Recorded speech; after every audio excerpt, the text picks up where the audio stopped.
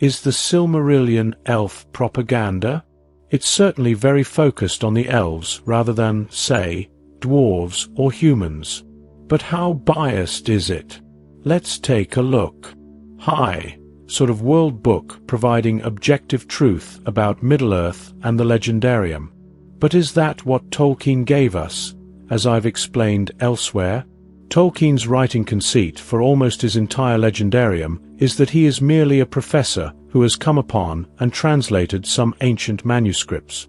In this context within the world, the manuscripts that make up the 5 books of the Silmarillion were written by...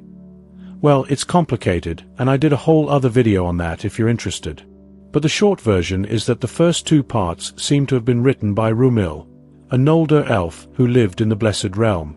The third and largest part is by Pangaloth, another elf, this time of Sindarin and Noldorin descent, who lived in western Middle-earth. The fourth part is originally written by Elendil the elf friend, and the final part by an unknown author, probably from Minas Tirith. All parts seem to have passed through various editors, probably mostly Gondorian. So the Silmarillion is mostly or entirely written by elves and elf friends based in the Blessed Realm and western Middle-earth, and thus the history it tells is understandably focused on the elves. That's not just me saying that, by the way. It was Tolkien's own view. In trying to sell the Silmarillion to a publisher named Milton Waldman, he wrote this: "The Silmarillion's center of view and interest is not men but elves. Men come in inevitably.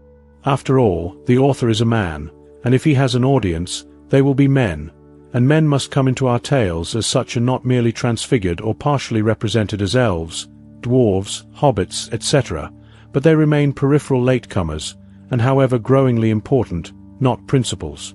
So the Silmarillion's central view and interest is elves. Everyone else is peripheral." Tolkien's words. In practice, this means that the text focuses on what is happening with the elves, not so much other races throughout the entire span of history that it covers. And when we do encounter other races, it is mostly in relation to how they interact with elves, not whatever else they might have been doing that was important to them. Take the dwarves as an example. We read about their creation, and we are told that they are then put to sleep until their time to awaken and move in Middle-earth. Then the next we read of them is when they journey over the Blue Mountains into Beleriand and encounter the elves. We're told that the elves were filled with amazement, for they had believed themselves to be the only living things in Middle-earth that spoke with words or wrought with hands. Clearly, in the time that preceded that, the dwarves had awoken and established their 7 tribes and homelands, digging out great cities underground and no doubt facing great perils and achieving great things.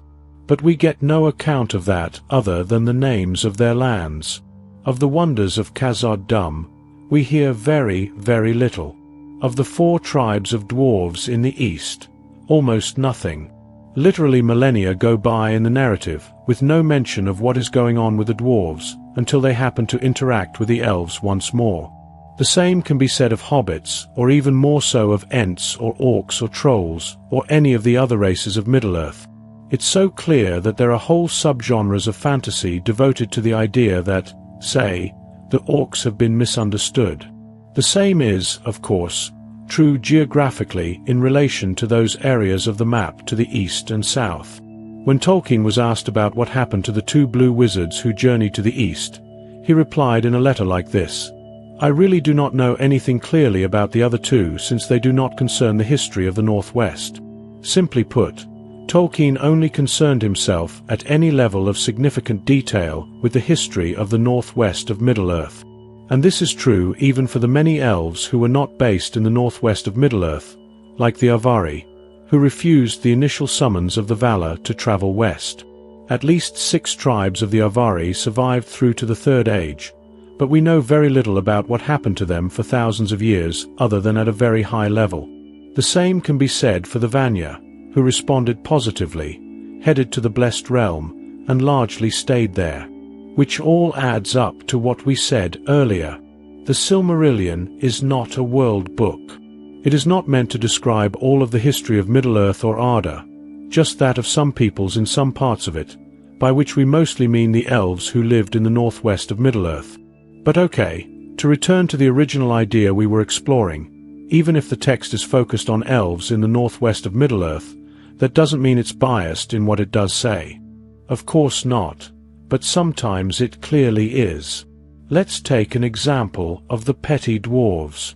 The Silmarillion tells us this about the petty dwarves, that they appeared on the elves' radar before the rest of the dwarves.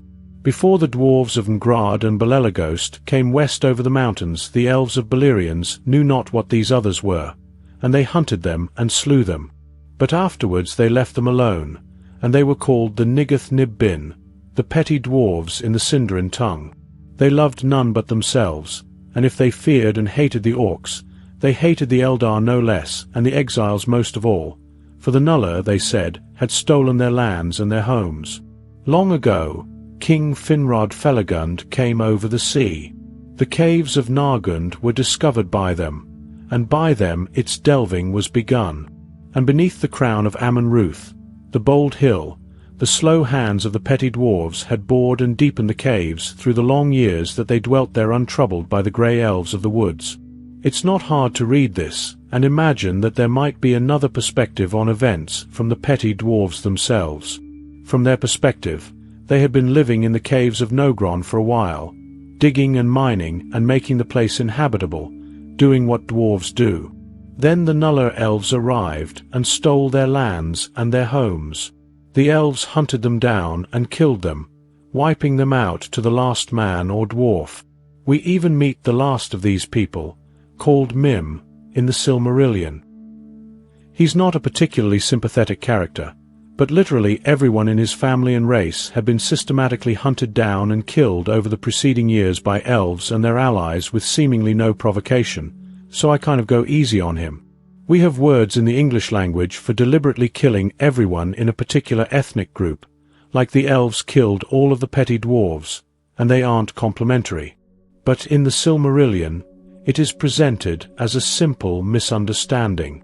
No harm done, and to rub it all in, even the name we have for that group of dwarves, the petty dwarves, is quite an insult.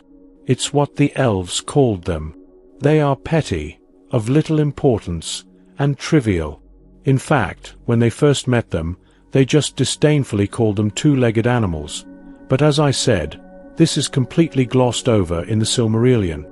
We're just told that, and I quote, "The elves of Beleriand knew not what these others were, and they hunted them and slew them." Then later in the same paragraph, we're told that this was to such a great extent that only 3 of them were left when they became important to the story of the elves. The extent to which this is passed over, without so much as a recognition that an entire race of people has been destroyed, leaves quite a bitter taste in the mouth. Tolkien never shied away from the hard details of history. In case you were wondering, we're not even told what they called themselves, though we know they called their land Nullakistan, which roughly translates as Land of the Moon Dwarves. So perhaps they called themselves the Moon Dwarves. Maybe we should call them that instead of the petty dwarves. Just a thought. And as we're on naming people, we should probably note that in the Silmarillion and in other parts of Tolkien's writings that Christopher Tolkien could have included in the Silmarillion, it's clear that the elves had a less than complimentary name for the rest of the dwarves when they encountered them, the stunted people. As for humans, among other things, the elves called them the sickly, the usurpers, and the strangers. The self-cursed, the heavy-handed, the night-fearers Tolkien obviously knew and understood the power of language. So perhaps this on another level is even a point against the idea that the Silmarillion is pro-elf. Perhaps he is here subtly showing us a bit about the character of the elves themselves, that they would label others like this. There is, however, definitely an air of elf superiority that permeates the whole narrative. Some is perhaps justified. They are undoubtedly more powerful overall than other races in Middle-earth, but there is an underlying assumption that they are top of the tree morally as well and by nature, as it were, which Tolkien seems to place in direct contrast to the behavior of the elves, particularly in the First Age. There are kin-slayings, betrayals, and unsympathetic characters galore. The results of the oath taken by the sons of Fëanor are consistently held up as an unambiguously bad thing. The almost ethereal beauty and purity of the elves presented in Peter Jackson's films, for example, is in direct contrast to the horrific acts that their contemporaries committed in earlier ages. So where does all of that leave us? Is the Silmarillion elf propaganda? Well, propaganda is definitely too strong a word here. No one could read it and think that the elves are always pure or good or right. But this narrative is undoubtedly biased towards elves inasmuch as it is mostly written by elves and edited by elf sympathizers. It tells the story of elves to the exclusion of all other races and ends pretty much when the elves leave Middle-earth. There's no account of the Fourth Age dominion of man here. It presents the elves as superior to other races and doesn't give the other races the right of reply. But crucially, the Silmarillion does not pretend to be objective. Rather a collection of legends and histories from the wise 36 times the text prefaces a story or account with it is said, and another 25 times with it is told.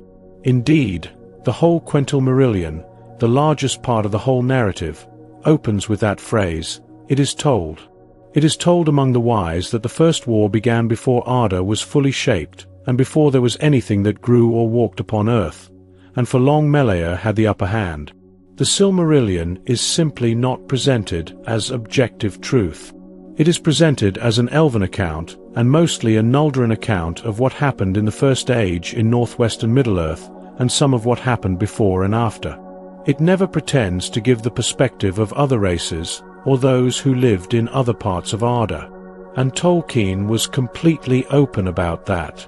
How should this then affect our reading of the Silmarillion? I think it means we should take it as it is, an elf-centric worldview, knowing that the dwarves and humans and even other elves would have perhaps disputed parts of it. But it is the best history we have. Tolkien didn't write an easy history for his created world. There is no objective, absolutely true narrative of everything that happened in Middle-earth.